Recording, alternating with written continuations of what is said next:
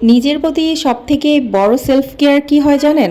যখন আপনি আপনার চারপাশ থেকে, আপনার জীবন থেকে টক্সিক নেগেটিভ মানুষগুলোকে দূর করে দিতে পারবেন, তখন দেখবেন আপনি অনেকভাবে মানসিকভাবে শান্তিতে আছেন।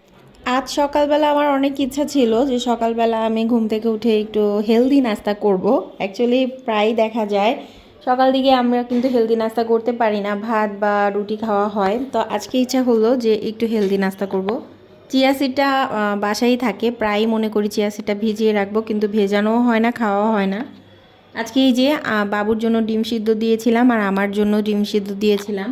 নাস্তাটা রেডি হয়ে গেছে। আর এই যে আমার কুটুনি কুটুনি কিন্তু এখন হচ্ছে টেবিলের উপরে উঠতে পারে। তো আমি যখন নাস্তা করতে আসি তখন কিন্তু ও চেষ্টা করে যে টেবিলের উপরে উঠবে, এর জন্য এরকম উকি মেরে মেরে দেখছিল।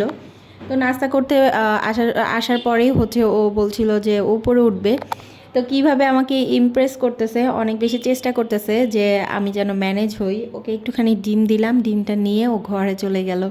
আসলে এই জিনিসগুলো ব্যাপারগুলো দেখতে খুবই ভালো লাগে। বাচ্চারা কি সুন্দর ধাই ধাই করে বড় হয়ে যাচ্ছে চোখের সামনে, তাই না? মাশাআল্লাহ। খাওয়া দাওয়া শেষ করে তারপরে তো আর বসে থাকা যায় না, সংসারের কাজে লেগে গেলাম। তো আজকে হচ্ছে হেল্পিং হ্যান্ড আসবে না, এর জন্য সব কাজগুলো নিজেকেই করে নিতে হলো। টেবিলটা গুছিয়ে নেওয়ার পরে আমি রান্নার কাজে চলে এসেছি। আমি রান্নার জন্য এগুলো কুটা বাছা করে নিয়েছি আর ভাতটা ডালটা আগেই বসিয়ে দিয়েছিলাম। আজকে কাঁকরোল দিয়ে আলু দিয়ে মাছ দিয়ে রান্না করব। আমি হচ্ছে মাগুর মাছ দিয়ে রান্না করব।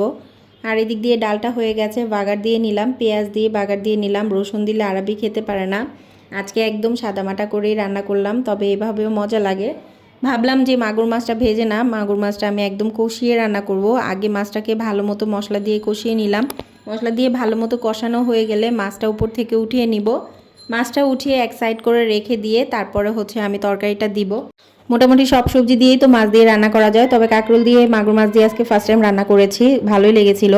এদিক দিয়ে হচ্ছে টেবিলে চলে আসলাম, জগেও পানি শেষ, তারপরে বোতলও খালি হয়ে গেছে। ঠান্ডা পানি ফ্রিজে অল্প হলেও একটু রেখে দিতে হয়, বাইরে থেকে এসে একটু ঠান্ডা পানি না খেলেই নয়, তাই হচ্ছে একটু হলেও ঠান্ডা পানি ফ্রিজে রেখে দেই। তো এই কাজটা কিন্তু অনেক বেশি বার্ডেন লাগে। আজকে এত সুন্দর ঝলমলে রোদ উঠেছিল, তো ভাবলাম যে জিরাগুলো একটু রোদে দেই, কারণ রোদ না উঠলে জিরাগুলো কিন্তু ফাঙ্গাস পড়ে যায় বাহিরে থাকলে আর কি। এই কারণে আমি একটু ঘরের মধ্যেই রোদ দিয়েছি। কি সুন্দর ঘরেই রোদ আসে আমার। এরপরে রান্না করতে চলে আসলাম। আবার রান্নাঘরে এসে দেখি তরকারিটা অনেকটা সেদ্ধ হয়ে গেছে। এদিক দিয়ে শাকটাও কিন্তু সেদ্ধ হয়ে গেছে। বাগার দিয়ে নিচ্ছি, বেশি করে পেঁয়াজ রসুন সব কিছু দিয়ে বাগার দিয়ে নিলাম। মাছগুলো দিয়ে দিচ্ছি এখন। মাছগুলো দিয়ে আরও কিছুক্ষণ সময় নেড়ে চেড়ে পানি দিয়ে দিব, ঝোলের পানি দিব অল্প পরিমাণে। শাক ভাজিটাও হয়ে গেছে আর মাছ রান্নাটাও হয়ে গেছে।